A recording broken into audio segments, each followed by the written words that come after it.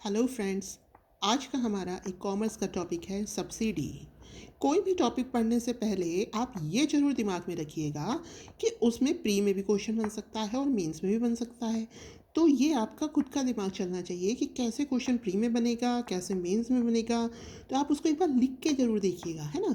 तो अब ऐसे ही सब्सिडी, आप जानते तो हैं सब्सिडी सरकार के द्वारा दी जाने वाली एक फाइनेंशियल हेल्प है जो अलग अलग रूप में दी जाती है। हो सकता है वो डायरेक्ट पैसा आपके अकाउंट में दे दें, हो सकता है वो किसी टैक्स में कंसेशन दे दें, हो सकता है कि वो बिना ब्याज का ऋण दे दें। यानी अलग अलग फॉर्म में जो सरकार के द्वारा हेल्प करी जाती है वो व्यक्तियों को भी कर सकती हैं, वो कंपनियों को भी कर सकती हैं। जैसे कि आपने देखा था कि जो स्मॉल मीडियम इंटरप्राइजेज होते हैं, एमएसएमई, है ना, माइक्रो स्मॉल मीडियम इंटरप्राइजेस, सरकार उनके लिए जो व्यापार है उनकी शर्तों को कुछ हल्का कर देती हैं। तो मतलब इसको अलग अलग फॉर्म में सरकार के द्वारा दी जाने वाली जो वित्तीय मदद है, वित्तीय हेल्प है, उसे हम सब्सिडी कहते हैं। तो इसकी एक डेफिनेशन देखते हैं हम, क्योंकि लिखना तो हमें एक स्पेसिफाइड वर्ड्स में ही पड़ेगा। तो आर्थिक या सामाजिक नीति को बढ़ाने के लिए सरकार द्वारा व्यक्तियों, कंपनियों या संस्थाओं, व्यक्तियों, कंपनियों या संस्थाओं, आर्थिक या सामाजिक नीति, हर चीज़ के कीवर्ड्स होते हैं, कीवर्ड्स याद रखिएगा। आर्थिक या सामाजिक नीति, है ना, को बढ़ावा देने के लिए किन किन को हेल्प दे रहे हैं? व्यक्तियों को, कंपनियों को या संस्थाओं को दी जाने वाली वित्तीय सहायता सब्सिडी कहलाती है। सब्सिडी के अलग अलग प्रकार हैं, क्या हैं? सीधा पैसा देना या नगद सब्सिडी, कर में छूट या टैक्स सब्सिडी, बिना ब्याज के ऋण या ब्याज सब्सिडी, उसके अलावा शिक्षा में सब्सिडी दी जाती है, उसके अलावा आवास में सब्सिडी दी जाती है ना। योजनाएं चलती है ना सरकार की कि इतने इतने में ये शहरी आवास योजना या ग्रामीण आवास योजना, उसमें सब्सिडी देती है, कितने पैसों में आप बना सकते हैं ये वो। तो अब देखते हैं इसके लाभ क्या हैं और इसकी हानियाँ क्या हैं। कोई भी चीज़ हो, कोई भी योजना हो, उसके कुछ पॉजिटिव एस्पेक्ट्स भी होते हैं और नेगेटिव भी होते हैं। तो अब हम देखते हैं कि इसके लाभ क्या हैं। देखिए, सीधी सी बात है, सामाजिक कल्याण में वृद्धि होनी ही होनी है सब्सिडी से। तो सामाजिक कल्याण में वृद्धि, बाजार की कमियों को संतुलित करना, बाजार में जो कमियां हैं, ठीक है, मंदी है, मुद्रास्फीति है, तो उसमें अगर सरकार हेल्प करेगी तो जो मिसमैनेजमेंट हो रखा है, जो इम्बैलेंस हो रखा है बाजार में, वो सही हो सकता है।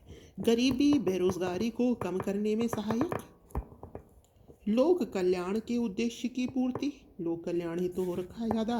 पोषण पूर्ति में सहायक, सब्सिडी के द्वारा पोषण पूर्ति में भी हेल्प मिलेगी। मतलब कि आप जैसे कि अब आप जीएसटी देख लीजिए, उसके अलग अलग है, अलग अलग उसमें स्लॉट्स हैं कि इसमें 5%, 10% और कुछ फ्री भी कर रखी हैं। तो उसमें सरकार ने ये डिसाइड कर रखा है कि हम जो मतलब बेसिक नीड की चीज़ें हैं उसके ऊपर कोई टैक्स नहीं लगेगा, है ना।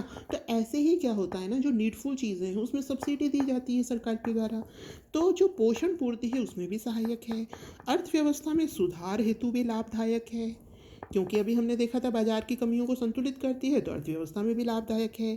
कृषि क्षेत्र में भी उपयोगी हैं, जो आपके कृषि हैं उनके लिए देखिए अलग अलग योजनाएं चलती हैं। लास्ट ईयर अपनी गहलोत सरकार ने भी एक योजना चलाई थी जिसमें किसानों को जो 1,000 रुपये तक जो बिजली का बिल था, है ना, उसमें मतलब वो उसमें छूट दी गई थी, वो दिया गया था। तो इस तरीके से किसानों के लिए जो उनको उर्वरक हैं वो कम पैसों में या कुछ को फ्री भी दे दिए जाते हैं। तो कुल मिलाकर ये कृषि क्षेत्र में भी उपयोगी है। अब इसकी हानियाँ देखिए, अब आप ज़रूरत से ज़्यादा सब्सिडी दे देंगे तो राजकोषीय घाटा तो बढ़ेगा ही बढ़ेगा। तो पहला क्या हो गया? राजकोषीय घाटा। सेकंड, उत्पादन क्षमता के प्रतिकूल, उत्पादन क्षमता के प्रतिकूल मतलब कि अब आप गए, आपको कोई चीज़ सस्ते में मिली, है ना, मान लो कोई किसान गया, उसे कोई चीज़ सस्ते में मिली, उसने उसी का ही प्रोडक्शन एक्सेस में कर लिया। तो जो एक सिस्टम होना चाहिए था वो उसके अपोजिट हो गया। सब्सिडी लाभ मिल रहा है तो कोई भी इंसान वो लाभ लेना चाहेगा, ठीक है ना। तो मार्केट ना देख करके अपना प्रोडक्शन बढ़ाएगा। तो उत्पादन क्षमता के प्रतिकूल है। उत्पादन कार्यों हेतु पूंजी नहीं, है ना, उत्पादन कार्यों हेतु पूंजी नहीं। आवश्यकता अनुरूप उपलब्धता नहीं, मतलब कि कहने का ये है कि जिनको चाहिए सब्सिडी उन्हें तो इजीली मिल नहीं पा रही है, और जो कुछ लोग हैं वो अनावश्यक रूप से इसको यूज़ करते हैं। भ्रष्टाचार है ही है, ये तो पिछले वाले से ही लिंक हो गया। तो अगर किसी को एक्सेस में मिल रही है और किसी को मिल ही नहीं रही है तो इसका कारण क्या है? भ्रष्टाचार। कृषि क्षेत्र में उर्वरकों का असंतुलित उपयोग। अब क्या हो रहा है ना, उर्वरकों में क्या दे दी? सब्सिडी दे दी। तो अभी हमने ऊपर डिस्कस किया था कि अब क्या हुआ, एक्सेस में जो लोग हैं वो क्या कर रहे हैं? उर्वरकों का यूज़ कर रहे हैं।